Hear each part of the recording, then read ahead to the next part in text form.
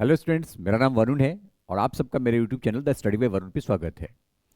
आज के इस एमसीक्यू सीरीज में हम 15 महत्वपूर्ण सामाजिक एवं धार्मिक सुधार आंदोलन के क्वेश्चन को देखेंगे। मैंने इस वीडियो के डिस्क्रिप्शन में सामाजिक एवं धार्मिक सुधार आंदोलन के पार्ट 1 और पार्ट 2 का जो टॉपिक वीडियो है उसका लिंक मैंने दे रखा है। इसलिए इस वीडियो को देखने से पहले एक बार आप उन दोनों वीडियो को देख लें ताकि इसमें कोई भी जो क्वेश्चन है उसमें आपको परेशानी ना हो। क्योंकि मेरे जो एमसीक्यू सीरीज का क्वेश्चन होता है मैं पीवाईक्यू को नहीं लेता हूं, क्योंकि पीवाईक्यू कराने वाले भरे पड़े हैं पूरे यूट्यूब पे। मेरे एमसीक्यू सीरीज में अधिकतम फ्रेश क्वेश्चन होते हैं और आज के समय में फ्रेश क्वेश्चन पूछने का ही ट्रेंड है, इसलिए हम फ्रेश क्वेश्चन को ही इस वीडियो में देखेंगे।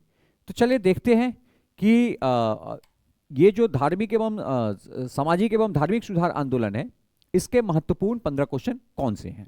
जिसमें पहला क्वेश्चन कहता है कि समाज सुधारक राजा राम मोहन राय के विषय में निम्नलिखित कथनों में से कौन सा गलत है। मैंने जब डिटेल वीडियो बनाया है पार्ट 1 समाज सुधार एवं धार्मिक सुधार आंदोलन का, उसके पहला जो मेरा टॉपिक है वो है राजा राम मोहन राय, जो बहुत ही डिटेल में मैंने उसको पढ़ाया है फर्स्ट पूरे वीडियो में। फिर सेकेंड वीडियो में मैंने दयानंद सरस्वती के बारे में पढ़ाया है, विवेकानंद के बारे में पढ़ाया है, मैडम ब्लavatsky के बारे में पढ़ाया है, उसमें अल्काइट के बारे में मैंने पढ़ाया है। तो सेकंड पार्ट में वो वीडियो में है। तो कहता है कि निम्नलिखित में से राजा राम मोहन राय के विषय में कौन सा कथन गलत है, हमें गलत सर्च करना है। तो पहला कहता है कि राजा राम मोहन राय उस सम्राट वर्ग के थे जिनकी शक्ति चिरस्थायी बंदोबस्त लागू होने पे कम हो गई। क्योंकि ये जो चिरस्थायी बंदोबस्त था, परमानेंट जो सेटलमेंट था, इसके ये समर्थक थे। और ये क्या हुआ, लागू होने के बाद इनकी जो स्थिति थोड़ी सी गमगीन हो गई, थोड़ी सी कम हो गई। ठीक है, अर्थात ये क्वेश्चन सही है। नेक्स्ट, उन्होंने वेदांत के अद्वैतवाद और ईसाई ईश्वरवाद दोनों का अध्ययन किया था। देखिए, अद्वैतवाद के वो विरोधी थे। राजा राम मोहन राय अद्वैतवाद के विरोधी थे, वो अद्वैतवाद के समर्थक नहीं थे, वो एकेश्वरवाद के समर्थक थे, वो अद्वैतवाद के समर्थक नहीं थे। अर्थात ये ऑप्शन गलत है, तो वही इसका सही ऑप्शन हो जाएगा। तीसरा भी देख लेते, उन्होंने उपनिषदों का बंगाली भाषा अनुवाद किया। हाँ, वो भाषा के बहुत बड़े जानकार थे, लगभग 12 भाषा के जानकार थे, और उपनिषदों का उन्होंने बंगाली में अनुवाद किया। और उनका पहला संगठन आत्मीय सभा था, जिसकी स्थापना 1815 में हुई थी। ये भी सही है। और ये जो स्थापना, आत्मीय सभा की जो स्थापना 1815 में हुई थी, ये बेसिकली एकेश्वरवाद को जागृत करने, एकेश्वरवाद को लोगों तक पहुंचाने के लिए शुरू किया गया था। तो इसका सही ऑप्शन कौन जाएगा, बी। नेक्स्ट, दूसरा क्वेश्चन है कि निम्नलिखित में से किसकी स्थापना राजा राम मोहन राय द्वारा किया गया। सबसे पहले आत्मीय सभा, अभी जस्ट मैंने बताया है 1815 में राजा राम मोहन राय के द्वारा किया गया। दूसरा, ब्रह्म समाज, जिसकी स्थापना 1828 में इनके द्वारा किया गया है। इसके बाद आप देखते हैं प्रार्थना समाज। प्रार्थना समाज की जो स्थापना है इनके मृत्यु के बाद की गई है, 1833 के बाद की गई है। और प्रार्थना समाज के स्थापना मान सकते हैं कि इनके ब्रह्म समाज के कंसेप्ट को पालन करके ही किया गया है, लेकिन प्रार्थना समाज की स्थापना इनके द्वारा नहीं की गई है। और आर्य समाज की स्थापना आप सबको पता है कि सरस्वती के, दयानंद सरस्वती के द्वारा 1875 में किया गया है। तो ये भी दोनों इनके द्वारा स्थापित संस्थान नहीं है। अर्थात इनके द्वारा स्थापित संस्थान कौन है, आत्मीय सभा और ब्रह्म सभा। थोड़ा सा इसका डिटेल देख लेते हैं कि आत्मीय सभा की स्थापना एकेश्वरवाद के मत को प्रचार करने के लिए 1815 में राजा राम मोहन राय के द्वारा किया गया। और 1828 में राजा राम मोहन राय कलकत्ता में ब्रह्म समाज की स्थापना की, जिसके बाद ये ब्रह्म सभा था, बाद में इसका नाम ब्रह्म समाज पड़ गया। बाद में फूट पड़ा तो ये आदि ब्रह्म समाज के नाम से भी ये आगे की तरफ जागृत हुआ। नेक्स्ट, महाराष्ट्र में 1867 में डॉक्टर आत्माराम पांडुरंग ने प्रार्थना समाज की स्थापना की थी। और ये प्रार्थना समाज की स्थापना जो है ये ब्रह्म समाज के ही कंसेप्ट से, सिद्धांत से प्रभावित होकर के इनके द्वारा किया गया था। और 1875 में दयानंद सरस्वती ने बंबई में आर्य समाज की स्थापना की, जो 1877 में आर्य समाज का मुख्यालय बंबई से ले जाकर के लाहौर ले जाया गया। और आर्य समाज का जो प्रचार प्रसार है वो सर्वाधिक उत्तर भारत के क्षेत्र में हुआ है। नेक्स्ट, तीसरा क्वेश्चन कि निम्नलिखित किसने 1815 में आत्मीय सभा की स्थापना की। तो अभी जस्ट मैंने बताया कि राजा राम मोहन राय के द्वारा एकेश्वरवाद के मत के प्रचार प्रसार के लिए आत्मीय सभा की स्थापना कलकत्ता में किया गया था। नेक्स्ट,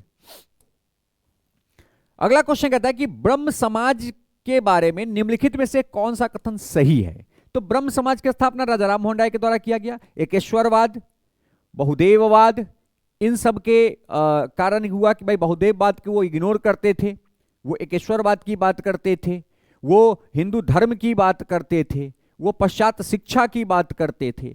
तो कहते हैं कि इसमें ब्रह्म समाज के बारे में निम्नलिखित में कौन सा कथन सही है। पहला, इसने मूर्ति पूजा का विरोध किया, एकदम सही है। वो मूर्ति पूजा का विरोध करते थे क्योंकि कहते थे कि ईश्वर एक है, ईश्वर निराकार है, ईश्वर का कोई आकार नहीं है, जो कि विवेकानंद मूर्ति पूजा का समर्थन किए हैं। ठीक है। दूसरा, धार्मिक ग्रंथों की व्याख्या के लिए इसने पुरोहित वर्ग को अस्वीकार किया। हाँ, इन्होंने पुरोहित वर्ग को अस्वीकार किया, कहा कि नहीं, जो शिक्षित है वो धर्म का, धर्म ग्रंथ का व्याख्या कर सकता है। तो ये भी क्या है आपका, सही है। तीसरा, इसने इस सिद्धांत का प्रचार किया कि वेद त्रुटिहीन है। नहीं, इसका प्रचार ईश्वरचंद्र विद्यासागर के इसका जो प्रचार है दयानंद सरस्वती के द्वारा किया गया। मैं ईश्वरचंद्र विद्यासागर गलती से बोल दिया हूं, वेद त्रुटिहीन है, इसका प्रचार जो है वो दयानंद सरस्वती के द्वारा किया गया। और दयानंद सरस्वती, स्वामी दयानंद सरस्वती के द्वारा ही कहा गया बैक टू वेदास, वेदों की तरफ लौट चलो, क्योंकि वेद त्रुटिहीन है, क्योंकि उन्होंने मथुरा में आकर के वेद का अध्ययन किया था। अर्थात ये जो कथन है ये राजा राम मोहन राय के ब्रह्म समाज का नहीं है, ये आर्य समाज का कंसेप्ट है। अर्थात इसमें सही ऑप्शन कौन हो जाएगा, 1 और 2। नेक्स्ट, अगला क्वेश्चन के निम्नलिखित में से कौन सा कथन 19वीं शताब्दी के मध्य की बंगाली पाठ्यपुस्तक वर्ण परिचय के बारे में सही है। वर्ण परिचय की जो स्थापना है वो बेसिकली ईश्वरचंद्र विद्यासागर के द्वारा किया गया है।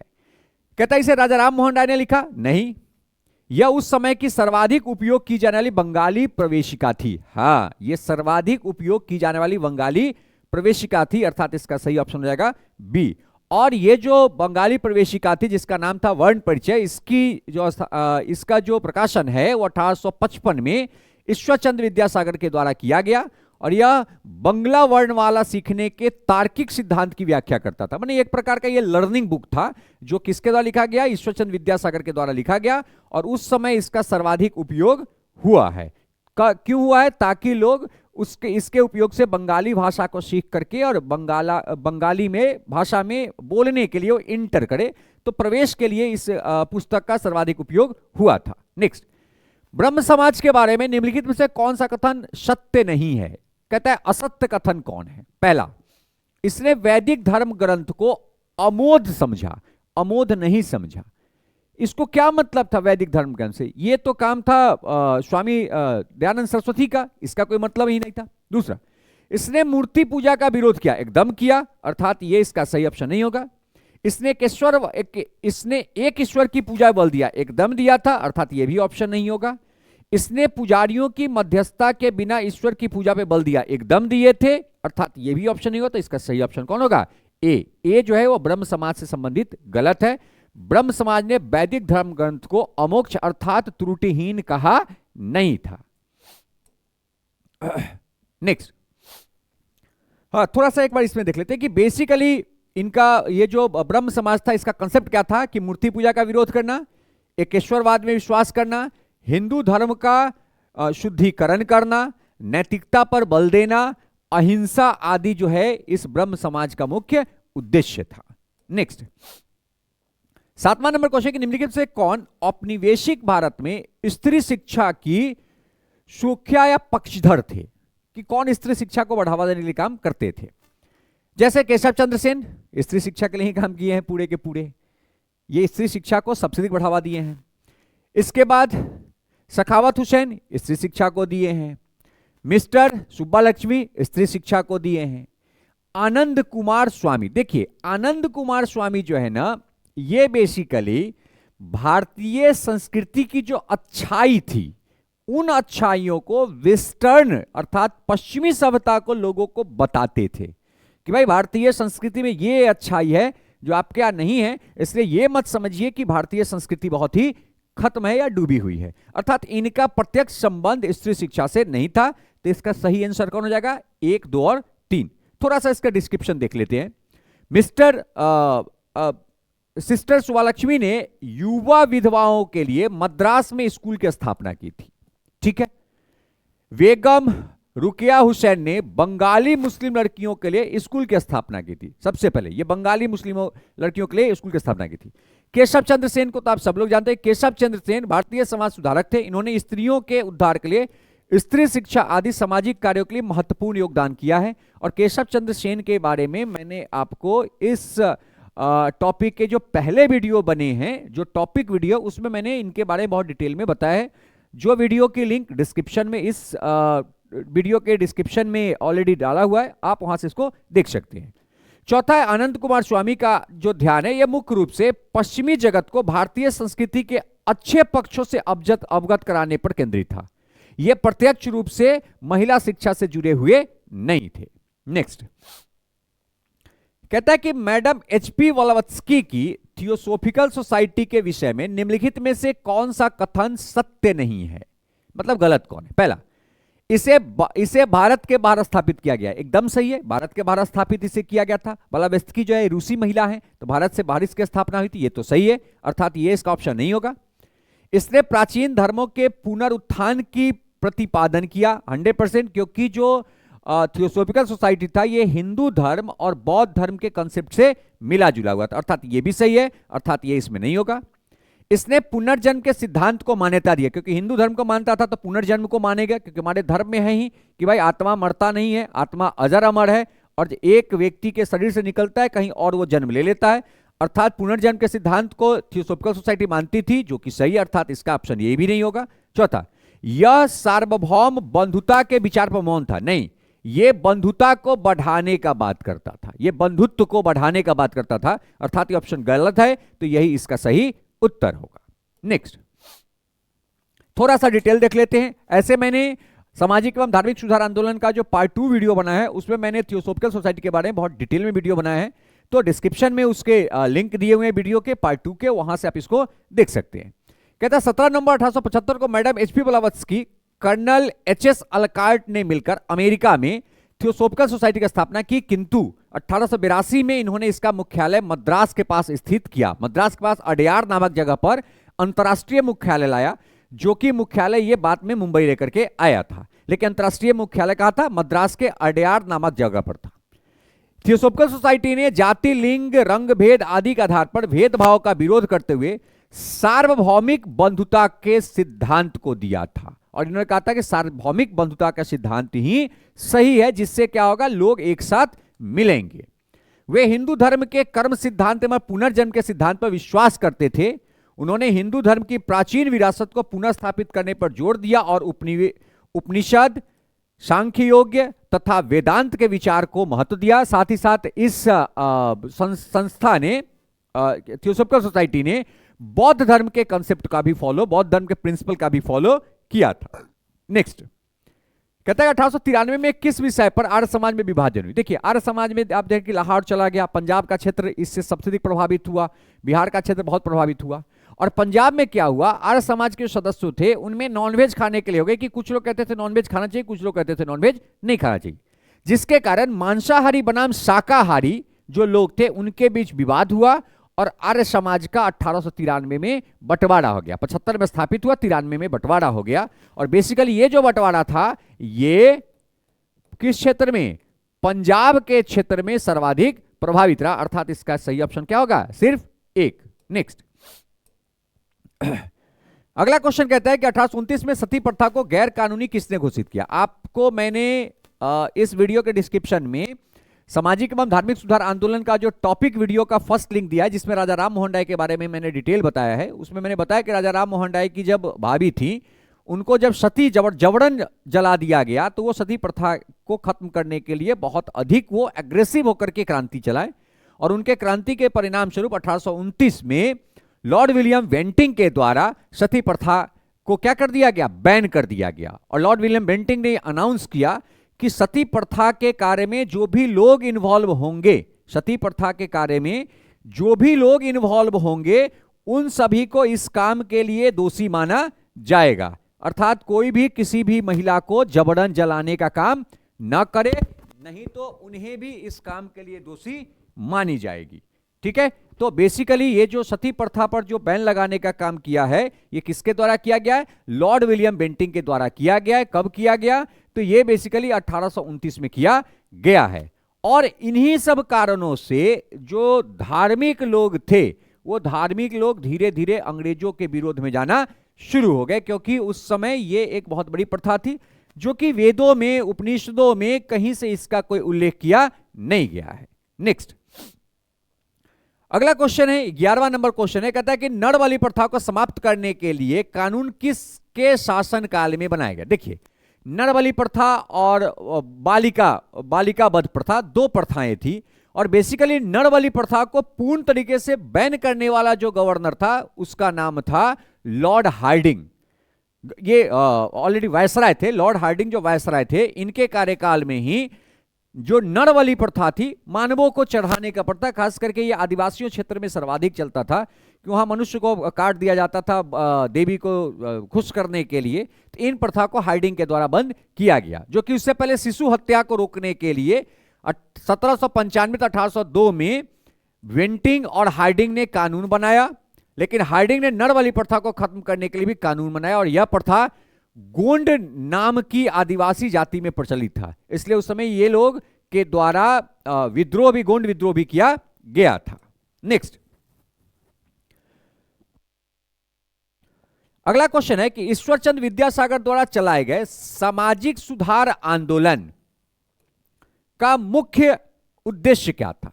तो देखिए, ईश्वरचंद विद्यासागर जो है ना, ये बेसिकली जो महिलाओं की स्थिति समाज में अच्छी नहीं थी, उसके लिए इन्होंने बहुत अधिक काम किया है। किसके लिए? महिलाओं के लिए।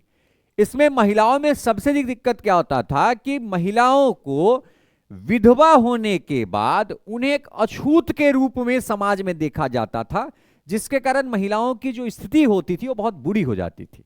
तो ईश्वरचंद विद्यासागर ने अपने पूरे कार्यकाल में विधवा पुनर्विवाह को सबसे अधिक प्राथमिकता देकर के काम किए थे। थोड़ा सा इसका डिटेल देख लेते हैं कि ब्रिटिश सरकार ने ईश्वरचंद विद्यासागर और अन्य सुधारवादों द्वारा विधवा पुनर्विवाह के पक्ष में लगातार चलाए गए आंदोलन के कारण 1856 में हिंदू विधवाओं के पुनर्विवाह के लिए कानून बनाया गया, जिसे हम विडो रीमैरिज एक्ट के नाम से जानते हैं, जो बेसिकली डलहौजी के कार्यकाल में हुआ था, लेकिन कैनिंग के कार्यकाल में इसे पारित कर दिया गया था। तो विडो रीमैरिज एक्ट 1856 किसके आंदोलन चलाए जाने के कारण अंग्रेजों द्वारा बनाई गई? तो ईश्वरचंद विद्यासागर के द्वारा चलाई जाने वाली आंदोलन के कारण यह सफल हुआ था। नेक्स्ट, राजा राम मोहन राय के द्वारा स्थापित ब्रह्म समाज का प्रमुख उद्देश्य क्या है? देखिए, पहले ही आप पढ़ें कि ब्रह्म समाज का उद्देश्य क्या था? मूर्ति प्रथा, मूर्ति पूजा का विरोध करना, एकेश्वरवाद का समर्थन करना, ठीक है, ये उनका था ऑलरेडी। इसके साथ साथ वो हिंदू धर्म के जो प्रचार प्रसार है उसको विस्तृत करना, साथ ही साथ उनका ये भी कंसेप्ट था कि भाई पाश्चात्य शिक्षा को अडॉप्ट करो, भाषाओं का ज्ञान रखो, ये सब इनका कंसेप्ट था। नेक्स्ट, पहला आता है कि हिंदू धर्म में सुधार करना और एकेश्वरवाद की शिक्षा देना, एकदम सही है, एकेश्वरवाद की शिक्षा के लिए ये स्थापित किया गया था। नेक्स्ट, महिला शिक्षा को प्रोत्साहित करना, नहीं, महिला शिक्षा के लिए इनका कुछ ऐसा डायरेक्ट कंसेप्ट नहीं था। बंगाल में किसानों की स्थिति नहीं, किसानों के लिए इनको कोई ने कार्य नहीं किया। राष्ट्रीय भारत में राष्ट्रीयवाद की भावना का प्रसार करना, नहीं, राष्ट्रवाद के भावना का प्रसार ये ब्रह्म समाज का कोई उद्देश्य नहीं था। तो बेसिकली ब्रह्म समाज, जिसकी स्थापना 1828 में किया गया है राजा राम मोहन राय के द्वारा, उसका मूल उद्देश्य था हिंदू धर्म में सुधार करना और एकेश्वरवाद की शिक्षा का प्रचार प्रसार करना। नेक्स्ट, 1817 में कलकत्ता में प्रसिद्ध हिंदू कॉलेज की स्थापना किसने किया थी? ये हिंदू कॉलेज की स्थापना जो है ना, ये डेविड हेयर के द्वारा किया गया था। बेसिकली बेचारा घूमने आया था इंडिया, और इंडिया में बस गया, और इसने कलकत्ता में 1817 में हिंदू कॉलेज की स्थापना किया था। नेक्स्ट, 15वां नंबर क्वेश्चन है, एक बार थोड़ा सा क्वेश्चन देख लूं। हाँ, 15वां नंबर क्वेश्चन कहता है कि निम्नलिखित कथनों पर विचार कीजिए। पहला, राजा राम मोहन राय ने भारतीय विद्या और पाश्चात्य सामाजिक तथा भौतिक विज्ञान की पढ़ाई के लिए वेदांत कॉलेज की स्थापना की थी, एकदम सही है। राजा राम मोहन राय के द्वारा जो पाश्चात्य वैज्ञानिक शिक्षा है उसका, और साथ ही भारतीय जो विद्या है, जो प्राचीन विद्या है, उसके अध्ययन के लिए वेदांत कॉलेज की स्थापना किया गया था। अर्थात ये ऑप्शन क्या है? सही है। दूसरा, राजा राम मोहन राय ने अपनी पुस्तक गिफ्ट टू मोनोथिस्ट में एकेश्वरवाद के पक्ष में तर्क दिए 100%। ये गिफ्ट टू जो मोनोथिस्ट थे, इनकी पुस्तक में इन्होंने एकेश्वरवाद पर बहुत अधिक बल दिया, अर्थात ये ऑप्शन भी क्या है, सही, अर्थात इसका सही ऑप्शन क्या हो जाएगा, सी। थोड़ा सा इन दोनों ऑप्शन का हम डिटेल देख लेते हैं। पहला कहता है राजा राम मोहन राय ने 1825 में एक वेदांत कॉलेज की स्थापना की, जिसमें भारतीय विद्या और पाश्चात्य सामाजिक तथा भौतिक विज्ञान की पढ़ाई की सुविधा उपलब्ध कराई गई, ताकि पाश्चात्य शिक्षा को ही बढ़ावा दिया जाए। पहला ऑप्शन सही था। दूसरा, राजा राम मोहन राय ने फारसी भाषा में प्रसिद्ध पुस्तक गिफ्ट टू मोनोथिस्ट लिखी, जिसमें उन्होंने अनेक देवताओं में विश्वास के विरुद्ध और एकेश्वरवाद के पक्ष में प्रभावित होकर या पक्ष के तर्क को लिखा है, अर्थात ये दोनों का दोनों ऑप्शन क्या है, सही है। तो ये कुल 15 क्वेश्चन मैंने इस एमसीक्यू सीरीज में लिया है, जो बेसिकली सामाजिक एवं धार्मिक सुधार आंदोलन से लिया गया था। इस वीडियो को देखने से पूर्व आप एक बार, अगर यहाँ पे कोई कंसेप्ट न समझ में आया हो, तो एक बार इस वीडियो के डिस्क्रिप्शन में इस टॉपिक के दो मैंने पार्ट 1 पार्ट 2 दो वीडियो डिटेल वीडियो बनाया था, उसका लिंक दिया हुआ है, आप वहां से उस वीडियो को देख सकते हैं। इस वीडियो का पीडीएफ हमारे Telegram channel the study bye Varun में अपलोडेड है। जिस टेलीग्राम चैनल का लिंक और इस पीडीएफ का लिंक, डाउनलोड लिंक इस वीडियो के डिस्क्रिप्शन में है, आप वहां से लिंक के थ्रू इस पीडीएफ को डाउनलोड करके और आसानी से आप इसे पढ़ सकते हैं। Thank you.